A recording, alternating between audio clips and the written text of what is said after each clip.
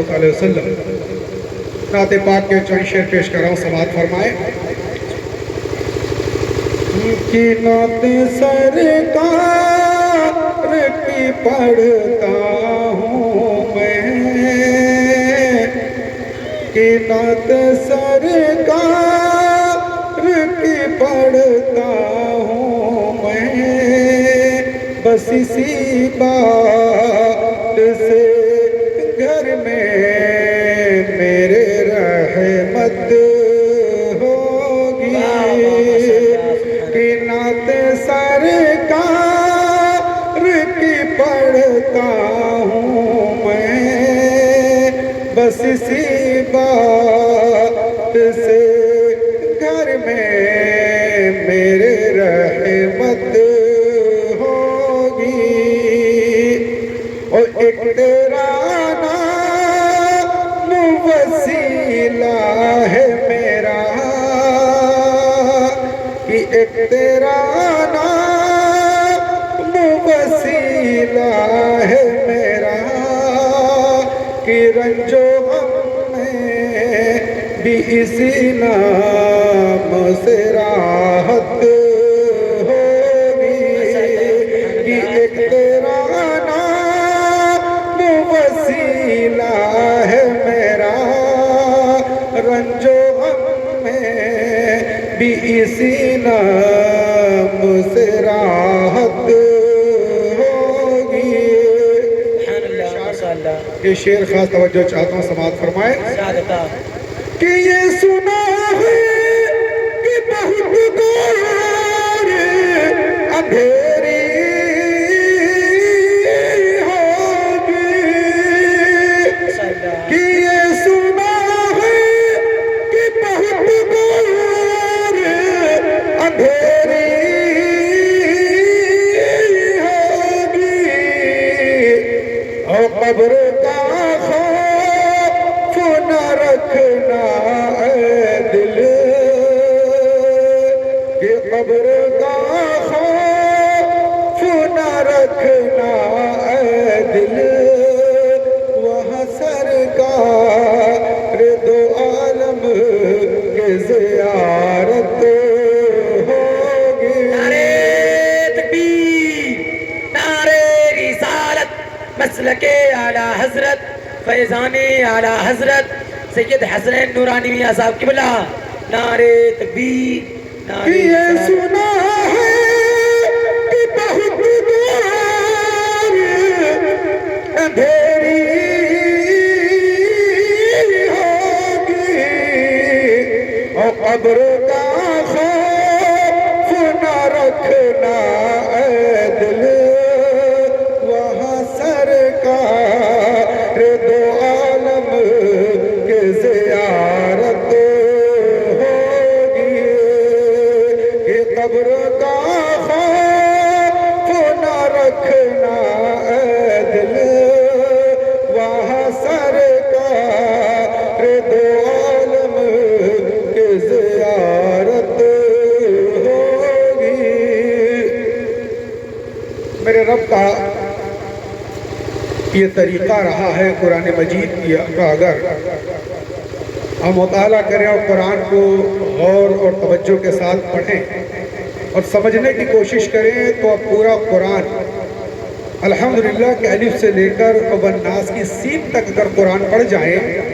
تو اللہ تبارک و تعالیٰ نے آپ کے رسول کا نام لے کر کہیں نہیں پکارا۔ پورے قرآن میں ہمارے آقا مولا حضور سید عالم احمد مجتبیٰ محمد مصطفیٰ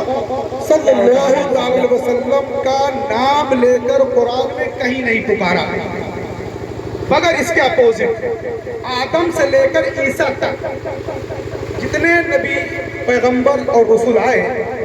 قرآن میں آپ اگر توجہ سے اس بات کی توجہ دیں اور پڑھیں، تو آپ یہ دیکھیں گے کہ اللہ نے جہاں پر بھی کسی نبی کو مخاطب کیا تو نام لے کر مخاطب، ماشاءاللہ، مگر اپنے حبیب کو اس سے مستثنی رکھا۔ آپ یہ کہہ سکتے ہیں کہ قرآن میں تو محمد رسول اللہ موجود ہے، سورہ فتح میں کہہ سکتے ہیں نا، لیکن یہ آپ کو معلوم ہونا چاہیے وہاں اللہ تبارک و تعالیٰ رسول اللہ کا نام وہی بتا رہا ہے،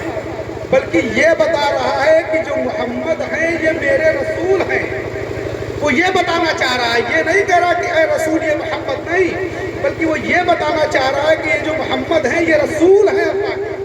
نام لے کر پکار نہیں رہا، بلکہ رسول اللہ صلی اللہ علیہ وسلم کا انٹروڈکشن کروا رہا ہے۔ مگر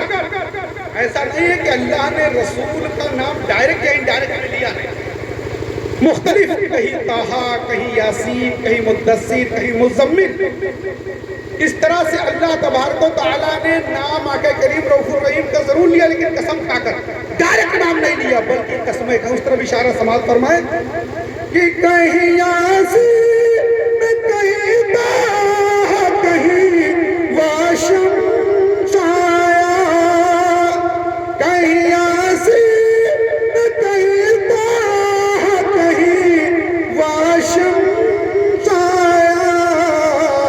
اور جن کی قسمیں میرا رب کھاتا ہے،